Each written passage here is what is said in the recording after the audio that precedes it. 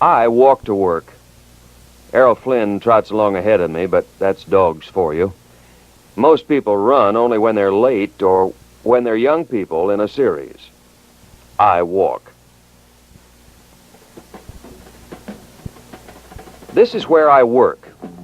It's in a state of revision right now. We're remodeling the place. Even with the confusion out in the halls, our new newsroom gives us something we've never had before. A place to plan coverage of the news the way it should be planned and the way it should be covered. There are 20 of us who work in or out of this office. Ted Groves is my number 2, the guy whose job it is to keep up with everything that's happening everywhere and assign the people to cover what we consider the important happenings. Ted doubles as weekend sportscaster when Harry Callis is on the road with the Astros or the Cougars, but his prime function is that of coordinating the best news operation in Houston, and he does it well. At the other end of the room, Pete Maroney works. An amazing young man, produces Ron Stone's 5 p.m. portion of the evening news, researches editorials, does newscasts on the morning show. The Morning Show, 5 hours a week, head-to-head against today. Pete covers the news. Al Bell and Joy Newfer provide guests, features, and entertainment that says, "This is Houston" to Houstonians. If there's a star in town, a social or civic function, an incident of interest in this city, Al and Joy tell you about it and bring you the people involved, consistently. The word applies as well to the news at noon. Consistent. In a different format, Al is here again, this time with Joanne King, Channel 11's women's editor. Al does the news. Joanne talks fashions, people, women, with equal authority. Proof? Well, 90,000 homes, 60% of the audience, consistently. You want more proof? She's in Europe tonight, witnessing previews of this year's fashions. Just part of her job. My work keeps me in close contact with all these people, none possibly so much as with Ron Stone.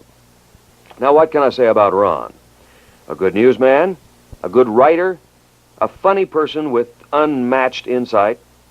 Yes, a delightful human being, too, and you already know that. Ron anchors our weeknight 10 o'clock report and begins our early coverage with the 5 o'clock segment of the evening news.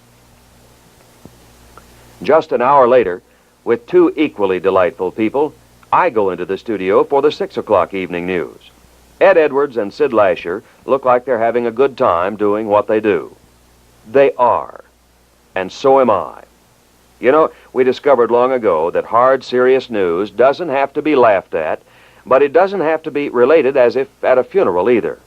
We present the news the way we know best, and that's by being ourselves.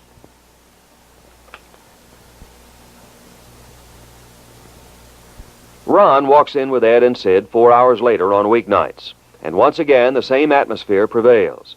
Ron preceded me in this 10 o'clock seat, and when it became necessary for me to work daytimes to conduct the total news operation, there was only one very obvious thing to do: ask him to take it over again.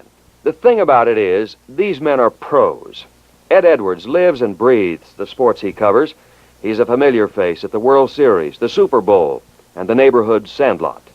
If that sounds like advertising copy, it's still true.